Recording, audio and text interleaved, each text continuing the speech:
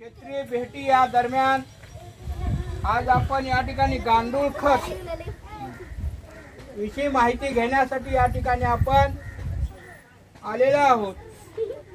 हा हौद गांडूळ खत निर्मिती करण्यासाठी बांधला गेलेला हा हौद आहे। बघा गांडूळ खत कसा तयार होतो। या हौदामध्ये आपला घरातला कचरा जो काही कचरा आहे तो कचरा इथं आणून टाकायचा। त्याच्यामध्ये शेण चिपाड असे टाकायचं आणि पाणी सोडायचं, मध्ये गांडूळ आणून सोडायचं आणि ते गांडूळ आणून सोडले की गांडूळ त्या कचऱ्याचा काय करतात, खत तयार करत असतात।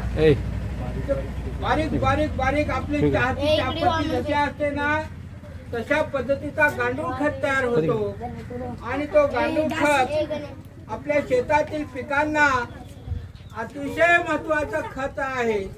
त्यामुळं आपल्या शेतातले पीक अतिशय जोमानं वाढते आणि पिकाचं उत्पादन आपल्याला जास्त प्रमाणात होऊ शकते आणि ह्या गांडूळ खताचा आपल्या शरीरावर कुठलाही वाईट परिणाम होत नाही। म्हणून या गांडूळ खत निर्मिती करणं अतिशय महत्त्वाचे आहे आणि कमी पैशामध्ये हा खत आपल्याला उपलब्ध होतो।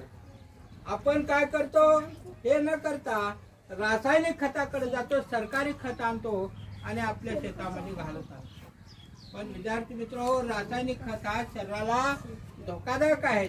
सध्या रासायनिक खताचा वापर, केमिकलचं प्रमाण जास्त वाढल्यामुळं आपल्या शरीरामध्ये सगळे ते खत रासायनिक द्रव्य सगळे शरीरामध्ये जात असल्यामुळं कॅन्सरचं प्रमाण, अनेक रोगाचं प्रमाण वाढायला लागले। त्यासाठी रासायनिक खताचा वापर न करता गांडूळ खताचा वापर केला तर आपल्या शरीराला कुठलाही धोका नाही आणि कमी पैशामध्ये हे गांडूळ खत तयार होत असतो। अशा प्रकारे आज या ठिकाणी आपल्याला गांडूळ खताविषयी माहिती या ठिकाणी देण्यात आलेली आहे आणि आपण ऐकून घेतलेले आहात आणि याचा वापर आपण आपल्या घरी आईवडिलांना सांगा की आपण सरकारी खत न घालता गांडूळ खत आपल्या घरच्या घरी करता येतो आणि तो पिकाला चांगला असतो।